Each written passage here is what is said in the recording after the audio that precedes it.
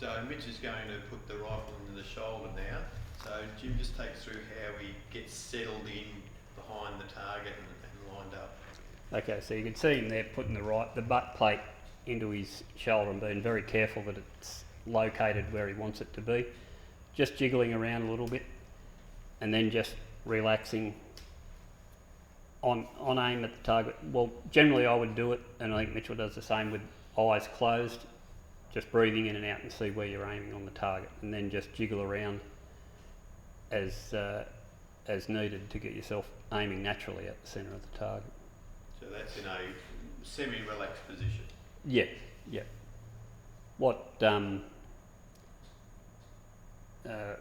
Mitchell does is, when he gets on the mound, before he even puts the rifle on his shoulder, he'll relax himself before he gets the rifle into his shoulder. He doesn't just lay down and pop it into his shoulder and then try and find a position. He makes sure he's relaxed, his heart rate's slowed down, and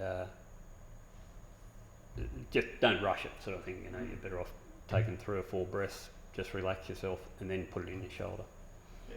And what we tend to see with a lot of newer shooters and shooters that have been around for a while is that they don't seem to like using the pads that are on the ground sheet, which is interesting, where we can see that Mitch has got his elbows, you know, right in the middle of those patches to give him maximum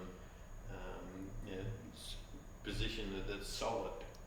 Exactly. It's the attention to detail and those little 1% things that will make the difference in the end. You know, everybody does things pretty much right. It's just those little things to get right, and it is a thing. Like, until you've done a lot of say dry fire training, to just know, okay, my left elbow goes there, my right elbow goes there, and you just drop down and it's there. When you're a new shooter, that's a little bit hard. You don't have that background information to do it naturally, but eventually it just becomes a natural thing that you jump down. You know straight away whether you're in the right spot or not.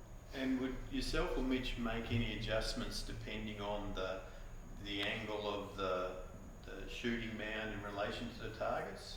Obviously some are high or some are low.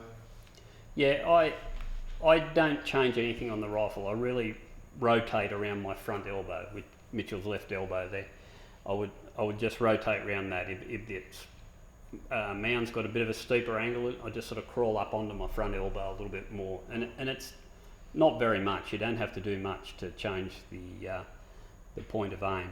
So it's rare for me to change anything on the rifle. I used to, on really steep mounds, just let the sling out a little, just to let the rifle settle, but I've sort of changed that now. I just sort of rotate around that front elbow. I know other people do. They'll change their sling tension quite regularly for the mounds, and good shooters too. So it's there's not one rule that is 100% how you should do it.